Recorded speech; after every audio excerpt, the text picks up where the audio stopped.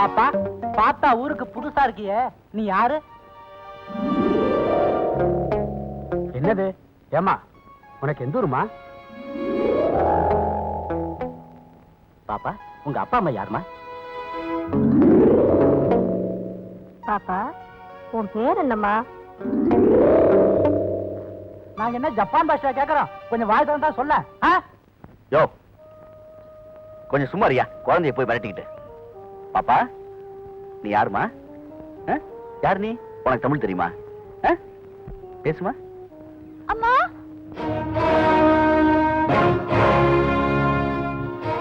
அம்மா. பாப்பா, யாருமா நீ? நான் உங்க அம்மா இல்ல. இல்ல, நீதான் எங்க அம்மா. அப்பா கொடுத்தாரு. இந்தா.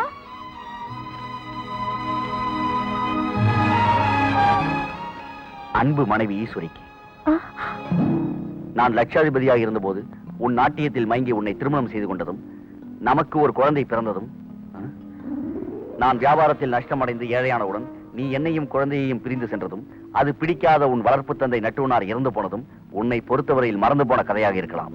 ஆனால் என்னால் அதை மறக்கவும் முடியவில்லை, உயிரோடு இருக்கவும் பிடிக்கவில்லை. பெற்ற குழந்தையை கொல்ல மனம் வராததால் தாயான உன்னிடமே அனுப்பி வைக்கிறேன். ஒரு அனாதை குழந்தையாக நினைத்தாவது நம் செல்வத்தை நீ வளர்ப்பாய் என்று நினைக்கிறேன். இக்கடிதம் உன்னிடம் கிடைக்கும் போது நான் இந்த உலகத்தை விட்டே போயிருப்பேன்.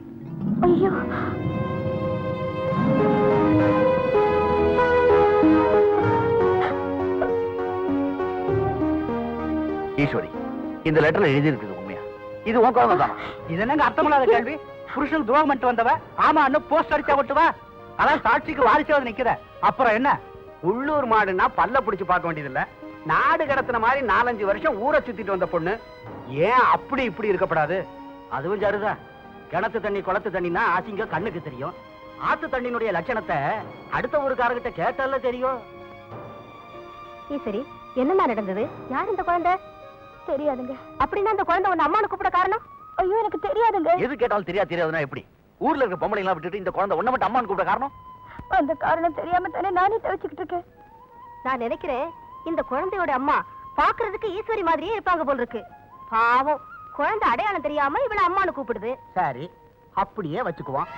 ஆனா லெட்டர்ல அன்புள்ள மனைவி ஈஸ்வரிக்கு அப்படின்னு எழுதி இருக்க, ஆளு ஒண்ணுன்னா பேரும் ஒன்னாவா இருக்கும். அது மட்டுமா, அந்த லெட்டர்ல உன் நாட்டியத்துல மயங்கி கல்யாணம் பண்ணிக்கிட்டேன்னு எழுதி இருக்க, தொழிலும் ஒன்னாவா இருக்கும். அதுவும் சரிதான். ஐயா, முகூர்த்த நாள் நெருங்கிட்டு இருக்கு. கலங்கப்பட்ட பொண்ணாச்சேன்னு கல்யாணத்தை நிறுத்த போறீங்களா, இல்ல கண்ணும் பசுவுமா இருந்தாலும் பரவாயில்லன்னு கழுத்துல தாலிய கட்ட போறீங்களா?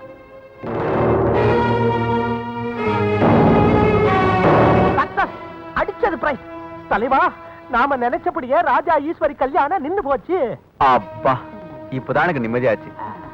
எங்க அந்த கல்யாணம் நடந்துருமோ, உன் குழந்தை என் கைவிட்டு போயிடுவாளோன்னு நான் ரொம்ப பயந்துட்டேன். இனிமே அந்த பயமே உங்களுக்கு வேணாங்க.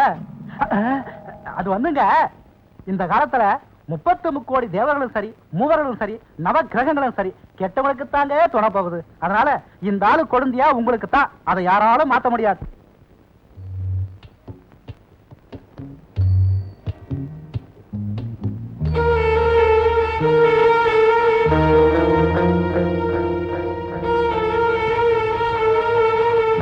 ஊருக்காரங்கெல்லாம் சொன்னப்ப நான் நம்பலடி. என் தங்கச்சி களங்கம் இல்லாதவன அவங்க முகத்துல காரை துப்பிட்டு வந்துட்டேன். ஆனா இப்ப கண்ணு முன்னாலேயே பார்க்கும்போது நான் நம்புறேன்டி. எத? இந்த குழந்தைக்கு நீதான் தாய்ங்கிறத. ஒரு பெத்த தாயால மட்டும்தான் இப்படி பசி அறிஞ்சு குழந்தைக்கு ஊட்டி விட முடியும். தவறி மத்தவங்க மேல நம்ம கால் பட்டுட்டா உடனே தொட்டு கன்னத்துல போட்டுக்கிறோமே, அதுக்கு பேர் பக்தியா?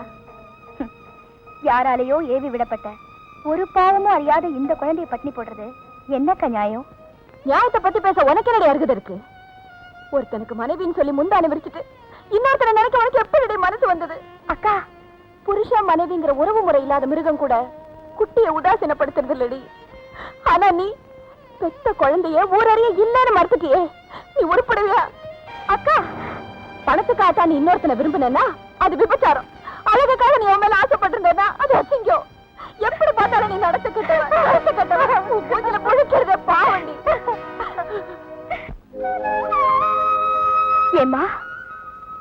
வாழணும்னு ஆசைப்பட்டா அதுக்கு என் வாழ்க்கை தானே கிடைச்சது.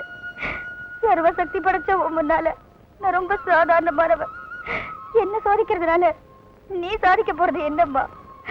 இருந்த இடத்துல இருந்தே 7 லோகத்தையும் பாக்குறவளாச்சே நீ. என் வாழ்க்கையில நடந்த அநியாயத்தை பார்த்துக்கிட்டு உன்னால எப்படிமா சும்மா இருக்க முடியுது? நீ பேசுவேங்கிற தைரியத்துல தானே நான் மௌனமான. நீ எப்படி மௌனமா வேடிக்கை பாக்குறியே? இது என்னம்மா நியாயம்? பேசுமா, உண்மையை ஊரறிய பேசுமா, பேசுமா, பேசு.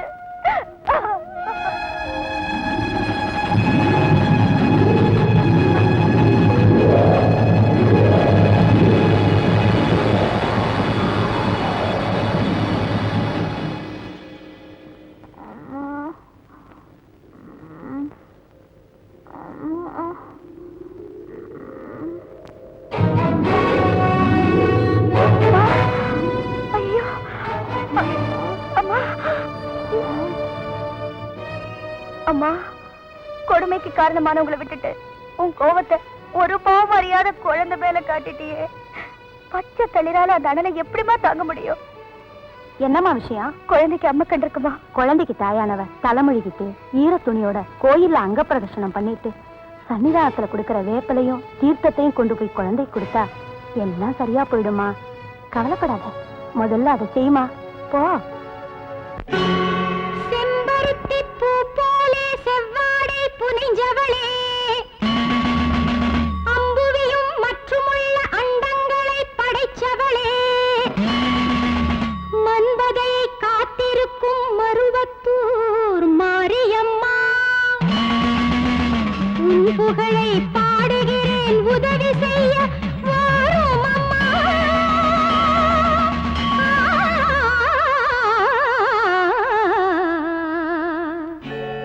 பச்சை தளிர் ஒண்ணு பாயில் கிடக்குது, பச்சமுடன் காக்க வந்து விடு. பச்சை தளிர் ஒண்ணு பாயில் கிடக்குது, பச்சமுடன் காக்க வந்து விடு. அதன் உச்சந்தலை முதல் உள்ளங்கால் வரை வெச்ச முத்துக்களை வாங்கிவிடு. உச்சந்தலை முதல் உள்ளங்கால் வரை வெச்ச முத்துக்களை வாங்கிவிடு. வெச்ச முத்துக்களை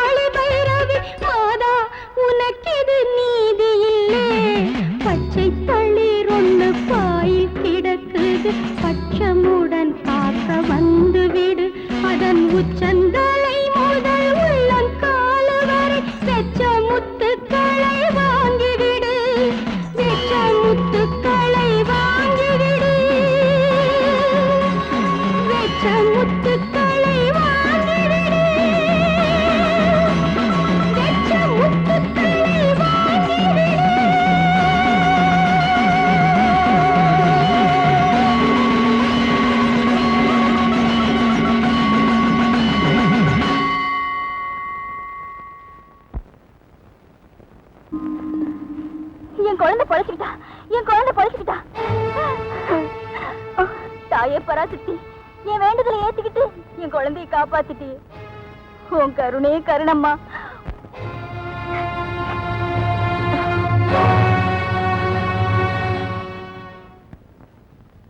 இந்த குழந்தையோட தாய் நான் தாம்மா, இந்த பாவியேதான்.